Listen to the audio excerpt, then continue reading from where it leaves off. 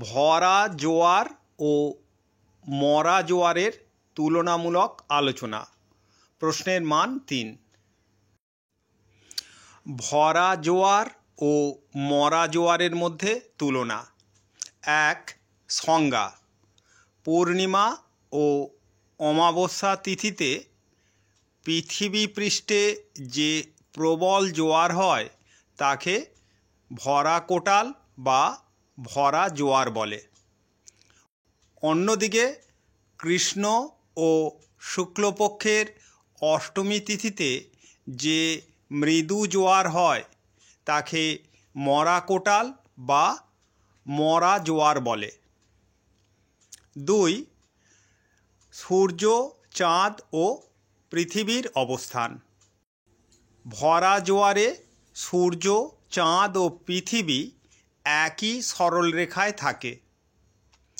মরা জোয়ারে পৃথিবীর সাপেক্ষে সূর্য ও চাঁদ পরস্পর সমকোণে অবস্থান করে, অর্থাৎ সমকোণের শীর্ষবিন্দুতে থাকে পৃথিবী এবং অন্য দুটি বিন্দুতে যথাক্রমে থাকে সূর্য ও চাঁদ। 3. জোয়ারের মাত্রা। ভরা জোয়ারের মাত্রা প্রবল হয়। এই ভরা জোয়ারের মধ্যে পূর্ণিমা অপেক্ষা অমাবস্যার ভরা জোয়ারের মাত্রা বেশি হয়। অপরদিকে মরা জোয়ারের মাত্রা সর্বদা মৃদু হয় এবং একই থাকে, অর্থাৎ শুক্ল অষ্টমী বা কৃষ্ণ অষ্টমী তিথিতে যে মরা জোয়ার হয় দুটোই একই রকমের হয়। 4. ক্ষয়ক্ষতির সম্ভাবনা। ভরা জোয়ারে ক্ষয়ক্ষতির সম্ভাবনা প্রবল। অপরদিকে মরা জোয়ারে ক্ষয়ক্ষতির সম্ভাবনা প্রায় নেই বললেই চলে। 5. চিত্র।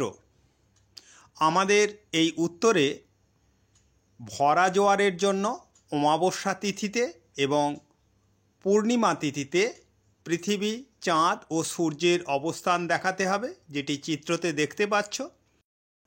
অপরদিকে অষ্টমী তিথিতে অর্থাৎ শুক্ল অষ্টমী ও কৃষ্ণ অষ্টমী তিথিতে পৃথিবী, চাঁদ ও সূর্যের অবস্থান দেখাতে হবে। এই ধরনের নতুন নতুন ভিডিও সবার প্রথমে পেতে আমাদের চ্যানেলটি এখনই সাবস্ক্রাইব করো।